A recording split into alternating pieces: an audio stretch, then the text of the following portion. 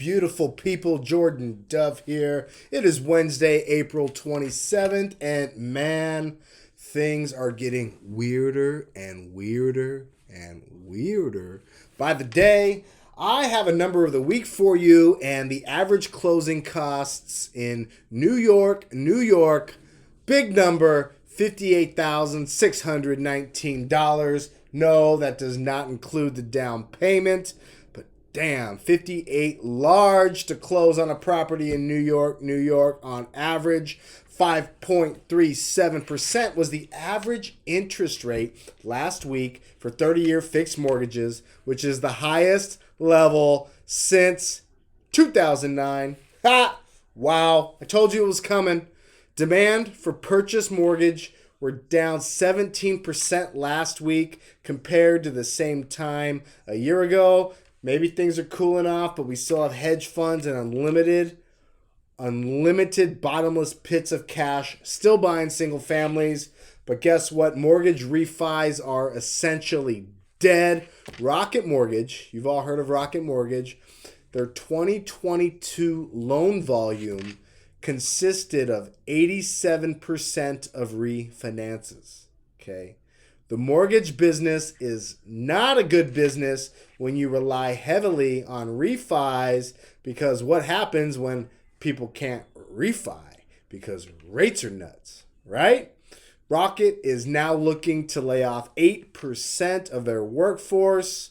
These are the same scumbags who advertise extremely low rates because they can get away with bait and switch, whereas a mortgage broker across the hall, they can't do that without getting their asses sued or losing their license. And man, it pisses me off how much these mega corporations can get away with it, but you and I, we're held to a different standard.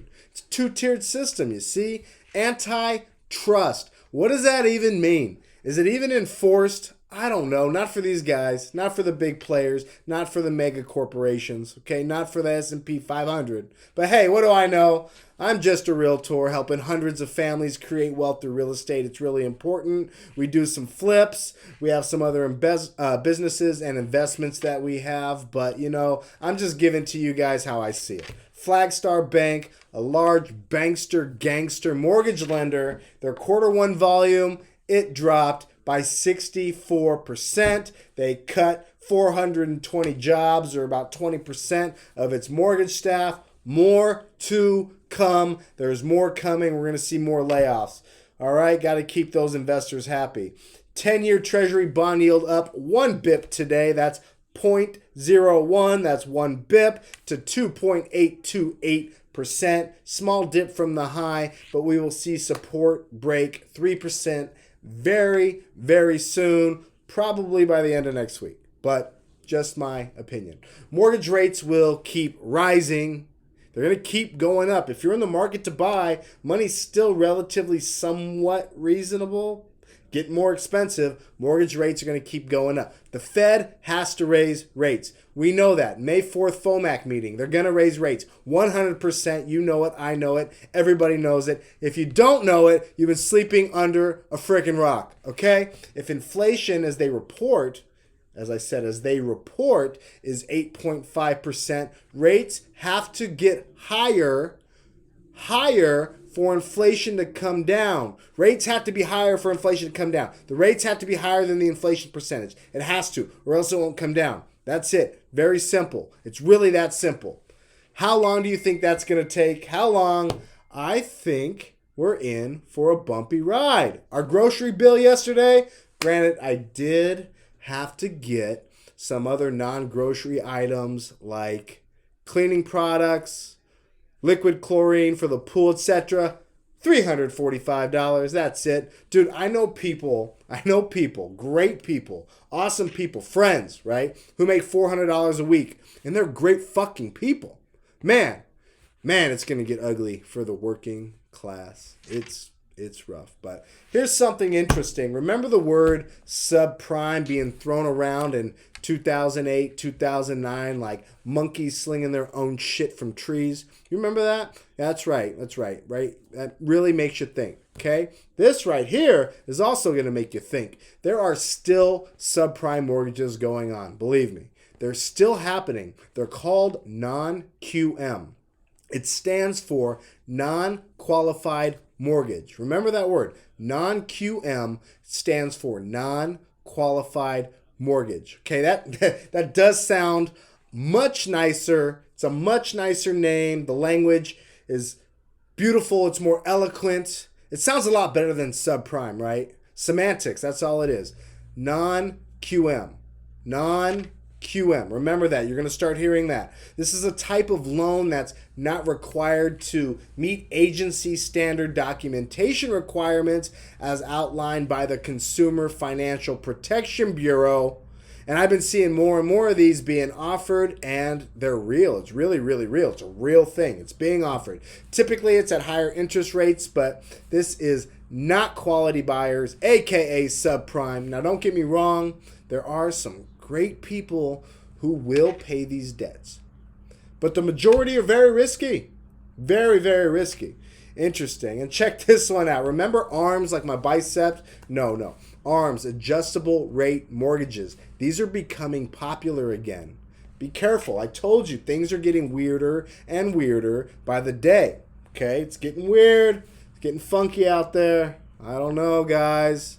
Anyways, typically ARM loans have a lower introductory rate than fixed rate mortgages. So people think, wow, I can get a 4.25% rate versus 5.25% rate. So it looks so juicy up front. But that introductory rate can go up or down after the introductory period, which typically lasts from anywhere from 3 to 7 years.